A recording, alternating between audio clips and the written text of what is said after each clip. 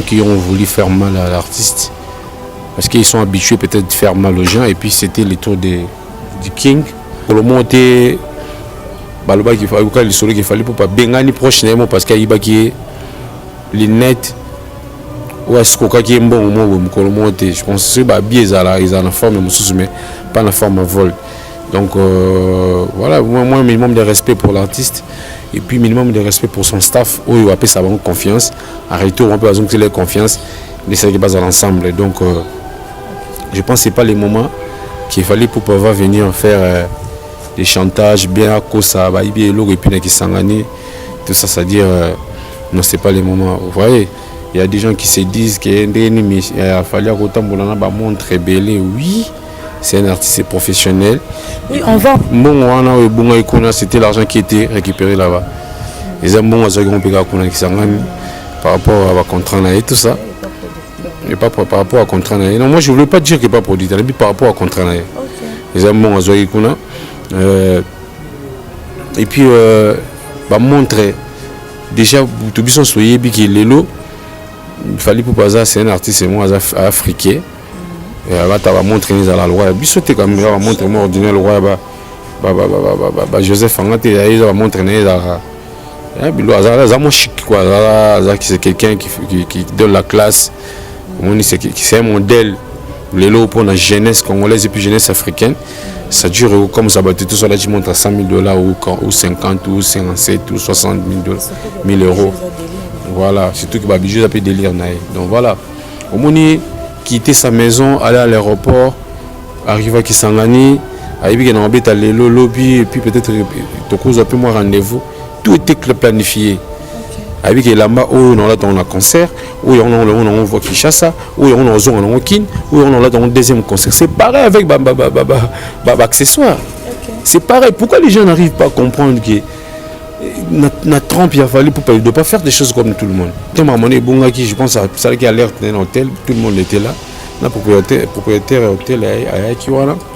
Et puis il y avait la justice qui était là. Il n'y avait pas ce genre d'émissions qui tu vois.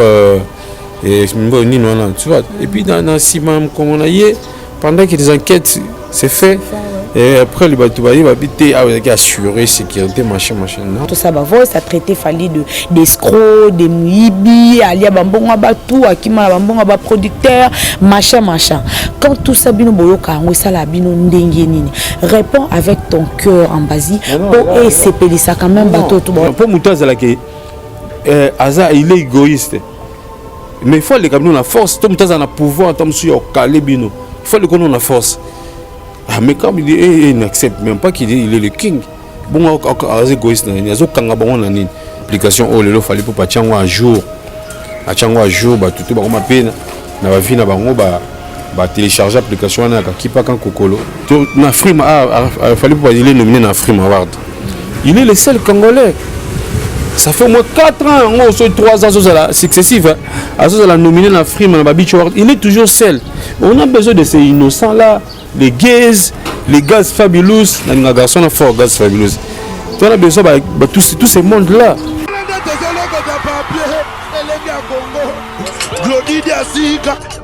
La mignonne. La mignonne. Dressing Belenga bro. Dressing Belenga bro. Kata.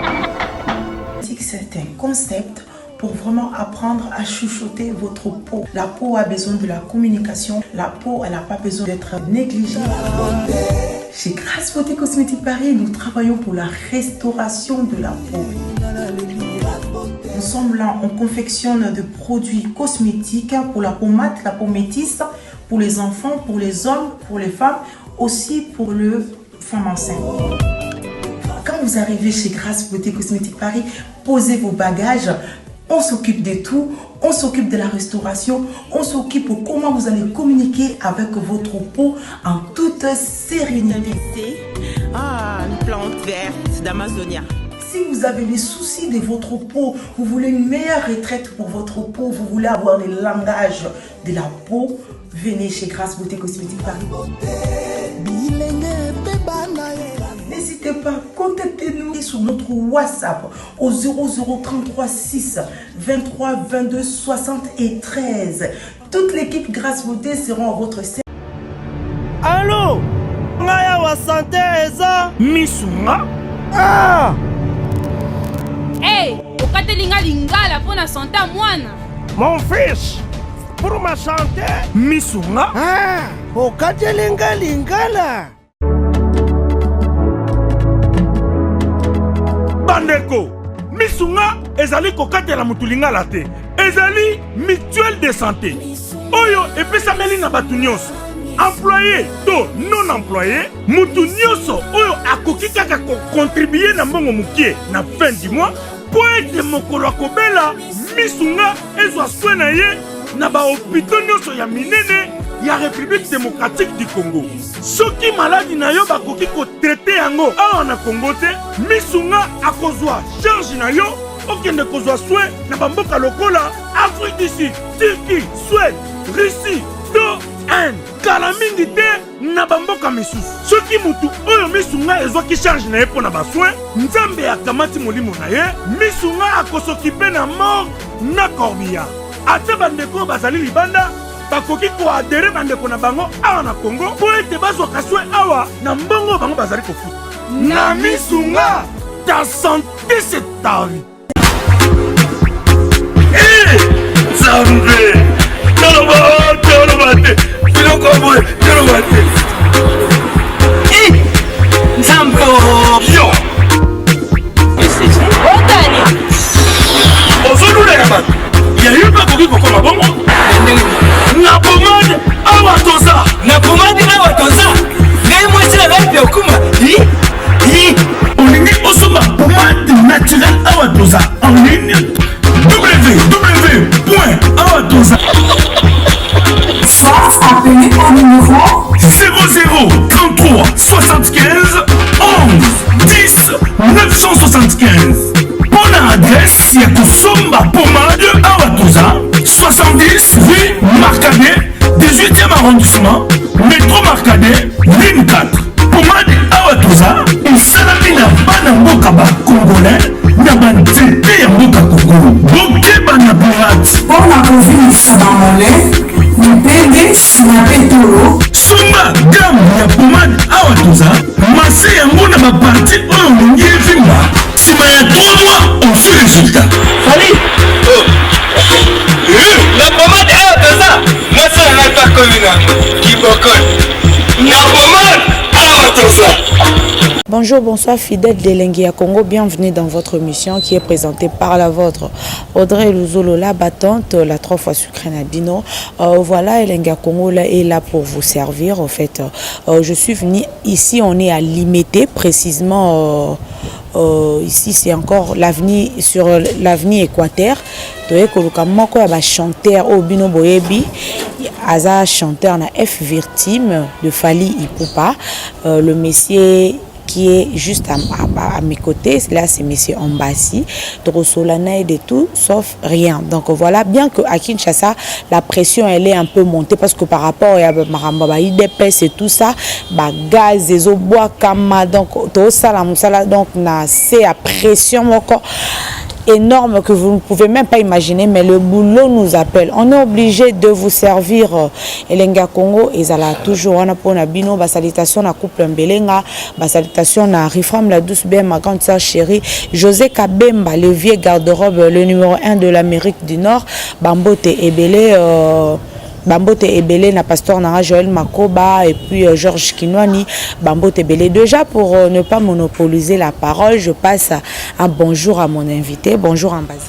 Ouais, bonjour la battante quoi. Kinshasa la moni pression hein. Moi c'est qui surtout biso dans les méthodes aussi bizarres donc en live quoi. Vous êtes toujours victime quand même. Ouais des fois nous sommes victimes dans on monte aussi émission. Bah ce soir toujours respirer moi j'ai crémonger les obétas, tu vois, combattants IDPS, pression par rapport à la disparition d'un avion, Antonov venait disparaître. Je pense qu'ils ont les raisons de revendiquer. Et puis, quand il y a la police qui est là, ils va maîtriser pour laisser la route, la voie ouverte. Non, on est là. On est tombé sur le parler, et puis moi je te dis merci. Déjà on a essayé la pression, on a essayé ma cambo c'est camouflé quand même, tu comme awa. Tout ça l'émission donc tu es un professionnel quoi, tu es une professionnelle plutôt parce que on dit mis la pression tout quoi. Voilà, merci. Déjà, ton côté l'histoire qui s'engani, Bouti qui s'engani. Bon, livré deux concerts, c'était 2 soirées ou juste soirée mort? Déjà, finalement, je n'étais pas qui s'engani. Depuis depuis ma convalescence, n'a pas de nom salade, donc n'a pas de nom salade. Et puis, mais ce qui est vrai, le mouvement s'engani, on a livré des concerts. Nous avons livré des concerts. Et les samedis 5 et puis dimanche 6. Voilà.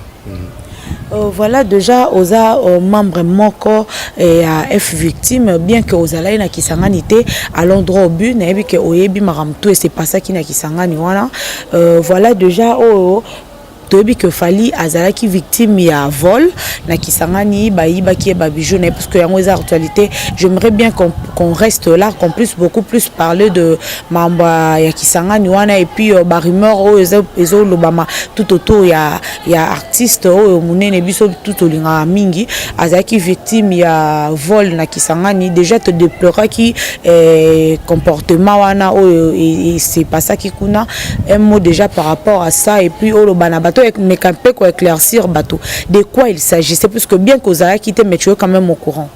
Bah oui, je suis au courant de tout, déjà nous sommes désolés par l'exact posé aux gens qui ont voulu faire mal à l'artiste parce qu'ils sont habitués peut-être de faire mal aux gens et puis c'était le tour du King et moi là natif à Kisangani parce que moi je suis né là-bas et puis il fallait pour passer à Namongo.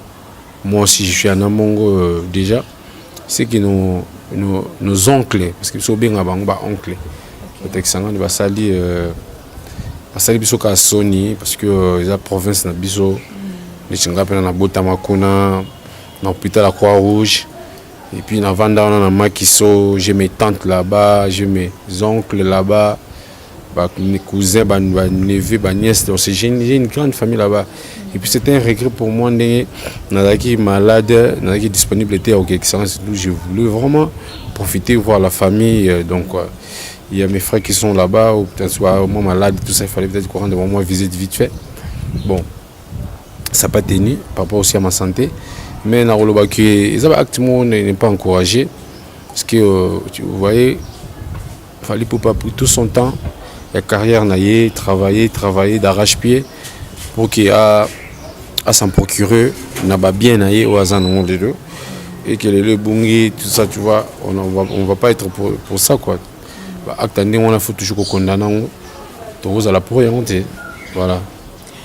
D'accord, voilà, il y a un monsieur qui passe là, à zo démentir et le Congo, à l'objet que, en fait, hôtel on est tellement sécurisé et que ma bé kokai koko maté, c'est l'un de proches il a fallu pour pas qui n'a accès tout le temps, il y a koko dans la chambre il a fallu pour pas de peut-être basu comme suspect, n'a habité ceux qui moi commentaire là-dessus. Non mais moi je suis pas là pour répondre les messieurs, s'il vous plaît, je suis pas là pour lui répondre vraiment donc. Son droit de réponse, soit les droits de réponse ne m'appartiennent pas. Naza on a pour nous répondre, mais je dirais qu'il fallait pas faire avec son équipe au moins il y a 14 ans depuis cette aventure a commencé. Donc depuis droit chimique ça fait au moins 14 ans jour pour jour. Tout ça, il voyage ébélé. Récemment, il a tourné aux États-Unis. So il y a une vidéo aux États-Unis, il fallait pas que ça la shopping avec son babiloko aux États-Unis. Il dit qu'il a attaqué notre directeur de marketing qui est toujours proche, il y a pas trop de moi je pense qu'il est beaucoup moins de dollars. C'est lui qui payait les frais pour l'achat il y a boss, c'est-à-dire ces groupes là c'était ils avaient groupes ils avaient dans Nicolas donc il y avait des autres qui sont maintenant en Europe et puis de le nombre réduit ça fait au moins 14 ans où token de l'élo groupe on existe, il fallait pas exister en équipe là on a tamboli presque le monde entier. Et Mukolomo était baloba qui fallait pour pas bengani prochainement parce qu'il y a les nets ou est-ce qu'il y a un bon moment Mukolomo était je pense que c'est bien ça ils ont en forme mais pas en forme à vol donc voilà moi minimum de respect pour l'artiste et puis minimum de respect pour son staff, où il va payer sa bonne confiance. En retour, on peut avoir leur confiance, de ça qui base à l'ensemble. Donc, je pense que ce n'est pas les moments qu'il fallait pour pouvoir venir faire des chantages bien à cause ça, et puis tout ça, c'est-à-dire, non, ce n'est pas les moments. Vous voyez, il y a des gens qui se disent qu'il fallait autant montre belle, oui. C'est un artiste professionnel. Oui, on va en venir justement et on en a un biseau. Est-ce que de la part de l'artiste, de l'artiste plutôt, ils ont qui imprudente kotambola na babilo koana tout et puis na bambongo déjà en espèces parce que babi compte bancaire na utilité dans les années. Non, ça dure. C'est ce que beaucoup de gens ne comprennent pas. Kotambola bambongo belé, c'est trop dire. C'était l'argent qui était récupéré là-bas. Les ambons par rapport à contrat et tout ça. Et pas par rapport à contrat. Non, moi je ne voulais pas dire qu'il n'est pas produit, mais par rapport à contrat. Les ambons et puis montrer déjà tout bien soyez que Lelo il fallait pour pas c'est un artiste africain. Va montrer la loi. Bisoté quand même montrer moi ordinaire loi Joseph Fangate il va montrer c'est quelqu'un qui donne la classe.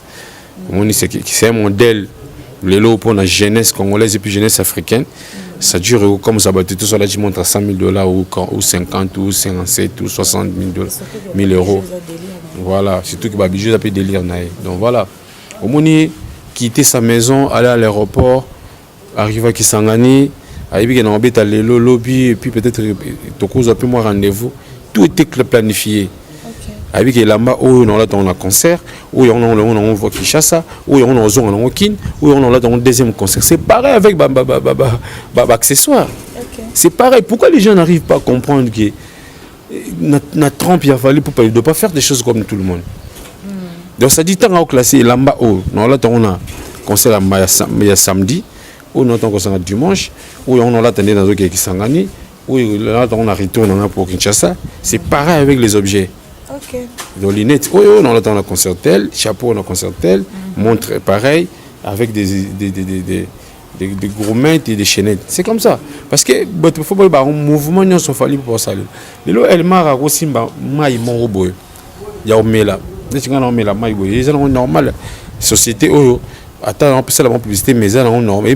Mais le soir, c'est presque le Congo qui va boire celui-là. Il y a la maille telle. Donc, il y a une assurance, c'est une falinisation. Ça dure tous ces mouvements, ils les ont surveillés. Ce qui est là, c'est locaux. Il y a déjà des loba. Les locaux, les loba, ils ont des ville parce qu'il fallait pour la taille boue.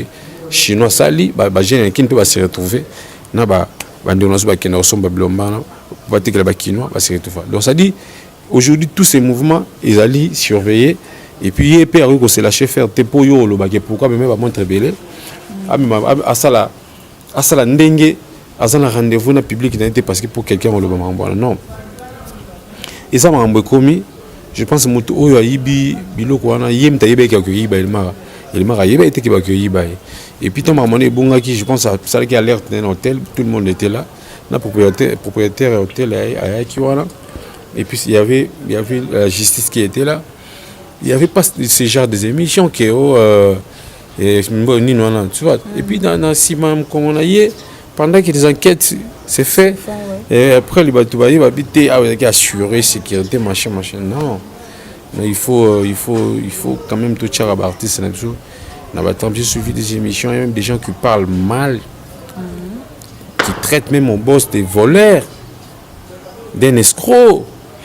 On va arriver juste na point manapé on a manaloba.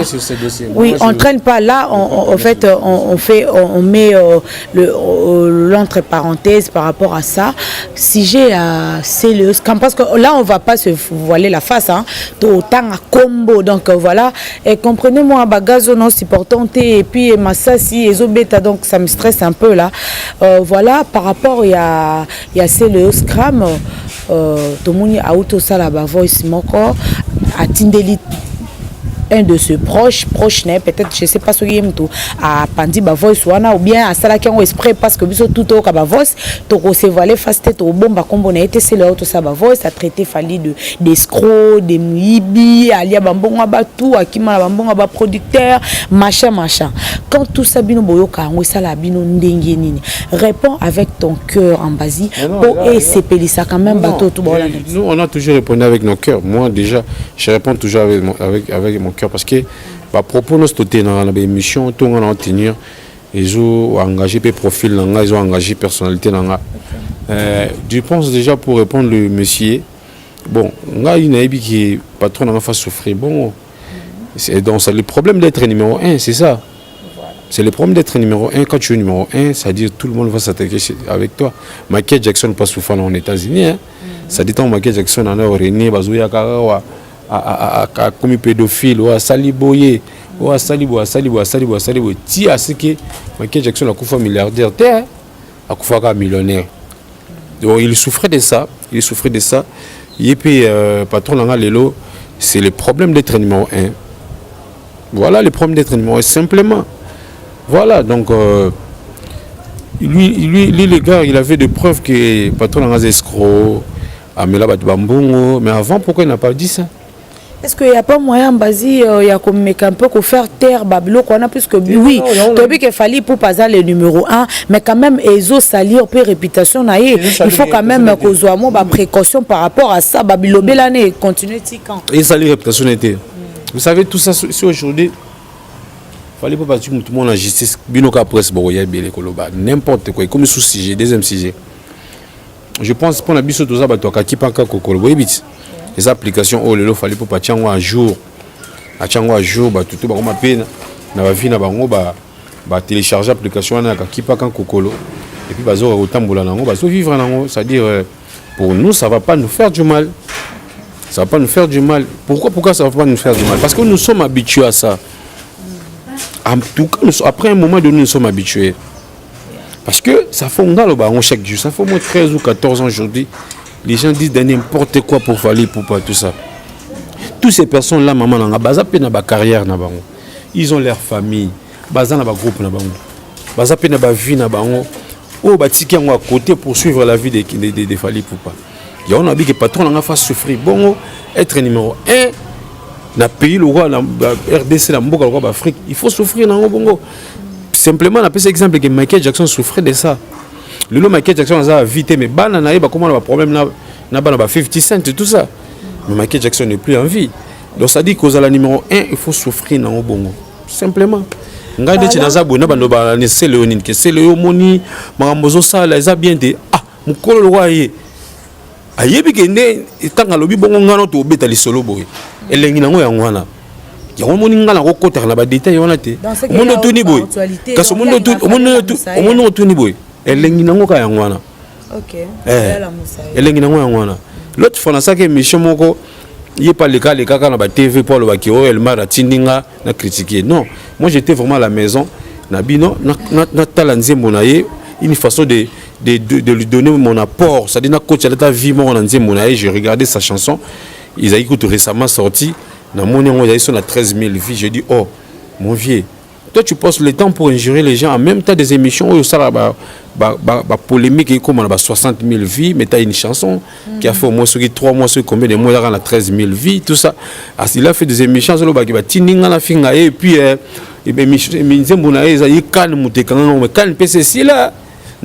évolution.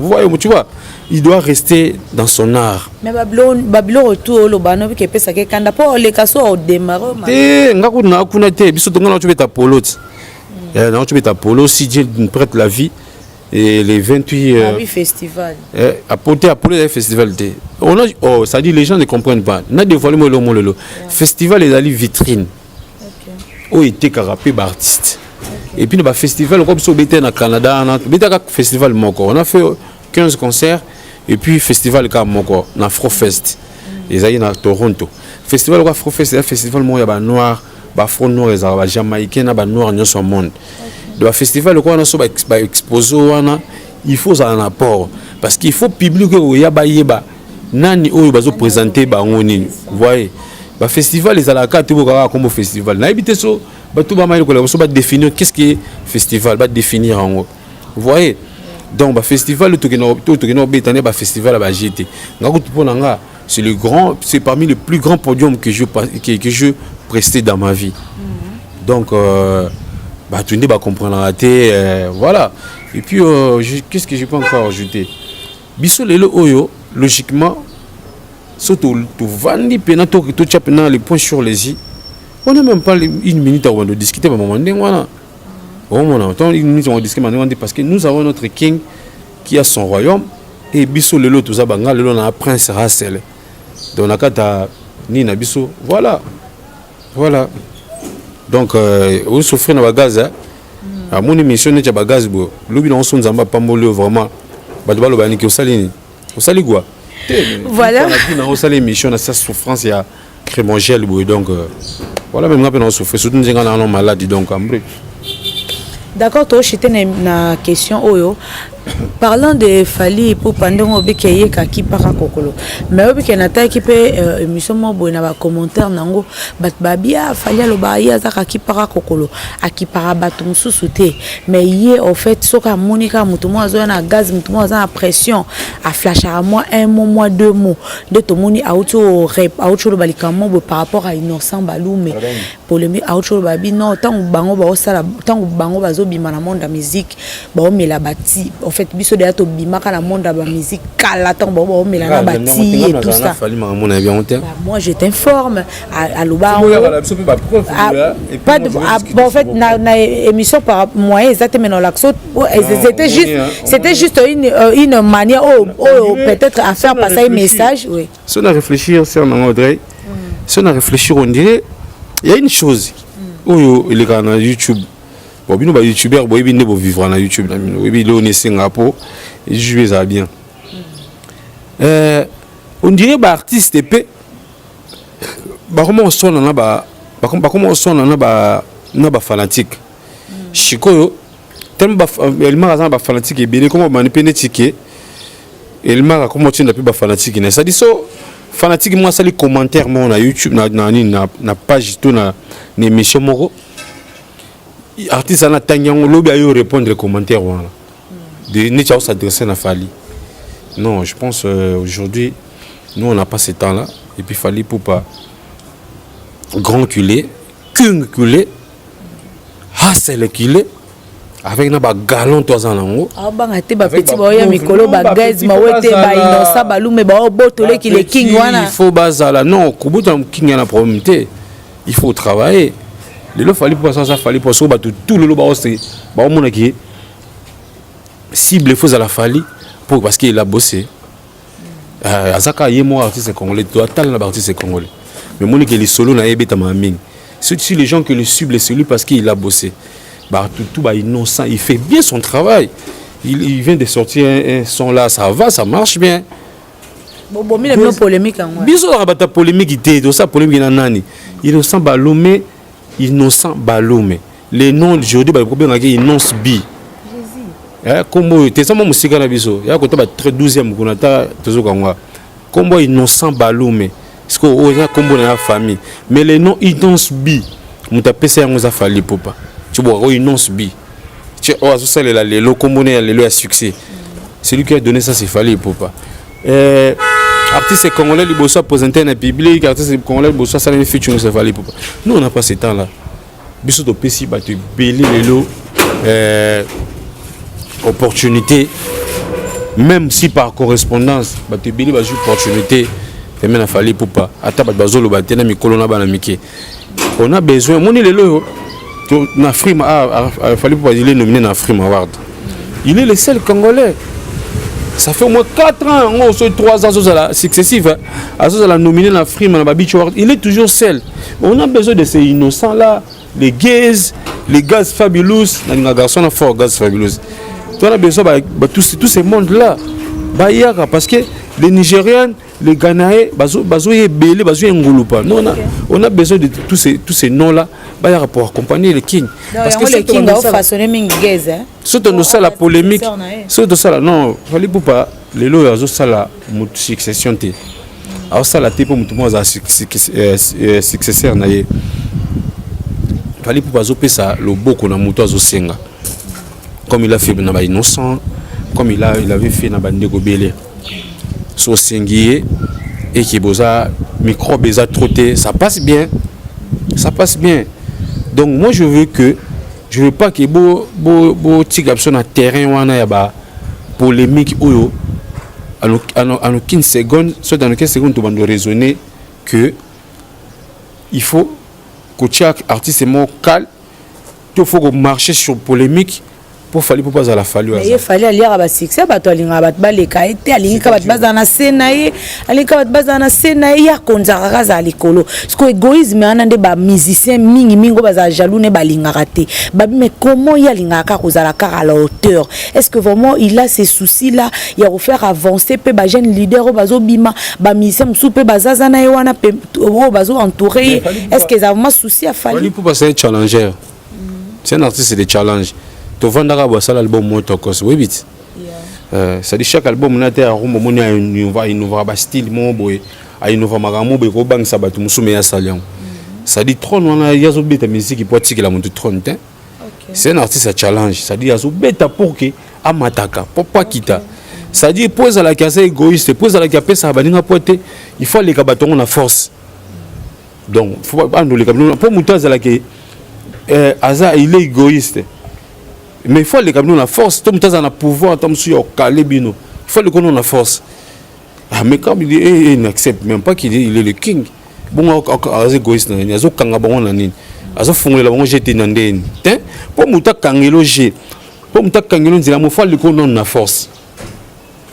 Donc il devait commencer à avouer qu'il fallait pas tuer le plus fort, tuer notre king, et à ce moment-là, ils vont maintenant faire des demandes pour après ça bango bazolinga mais na oyebi sa oki batebele bazwa makambo yondo yebite neti banane parce que il fallait pas sala nzemlo ko loko oyo batu balega na ba télévision yeyo yebizo na kin même na banina oyo ayibi nzembo batu oyo asali plagiat 2-3 mois après artiste congolais alors qu'il fallait pas été avant ça lango akenda mona non famille mabele lisi abona bana na ye a solo na bango asala na bango change o bakoko sala change bakoko sala ayeba ki chasse loba sikuba makamde tya ko bandela ko reproduire banzemba batu na ba États-Unis ko ne sala maranango et sala maranango yesko le artiste avertir salon quand on salon ba l'équipe ba loba yesko no répondre gara école aigle parce qu'ayeba ki ba bazino ba cours mais ba ko la salle la on ka mingte 2-3 mois après musu pas sali nzembo ayemi nzembo gâteau bivins ça même asinga gâteau bivins mais yo to finga mutu hier avant-hier, après le bilan, on s'est dit gâteau, au reproduit un gâteau. Non, je parle de mouton à Emanzembo. Il y a 11 mois de bateau. Mais vous avez un problème, c'est imitation. Il y a des imitations. Je ne suis pas là pour citer les noms de gens. Tout ça, album Tokos. Pour non, fallait pour pas.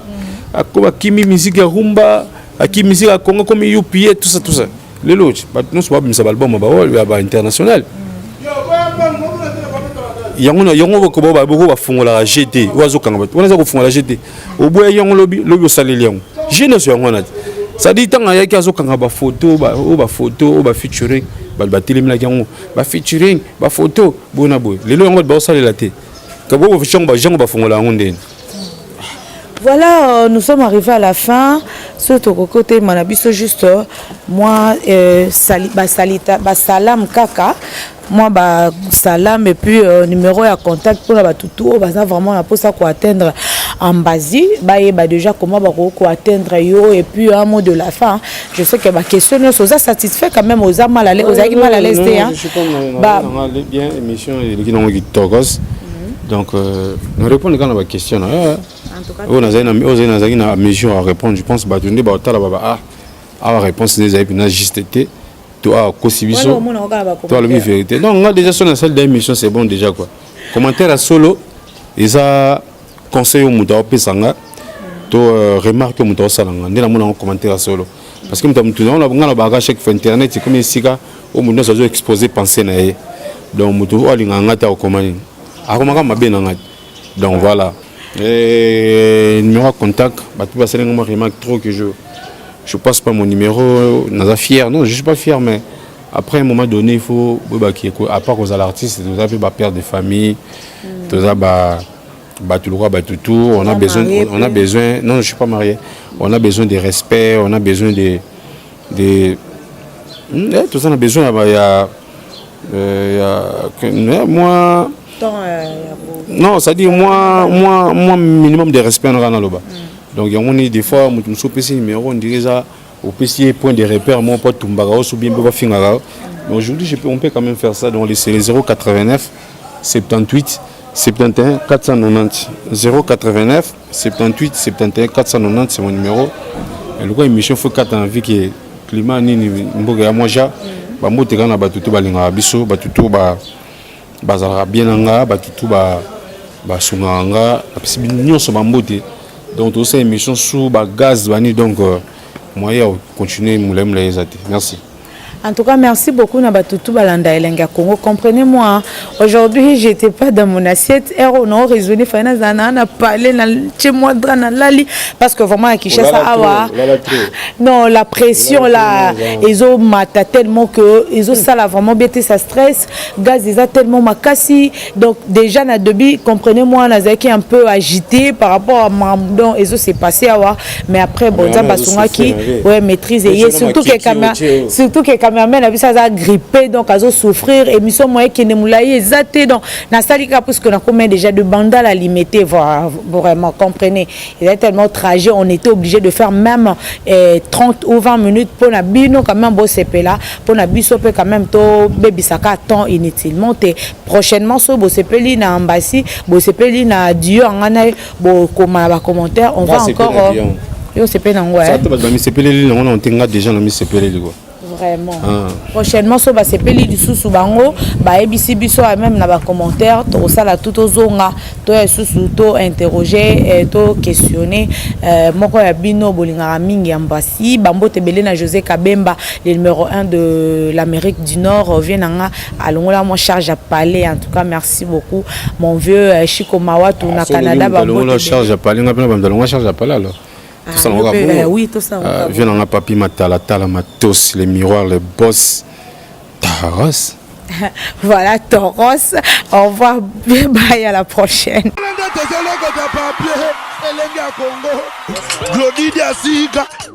La mignonne. La mignonne. Tracy Mbelenga Pro. Tracy Mbelenga Pro. Kata.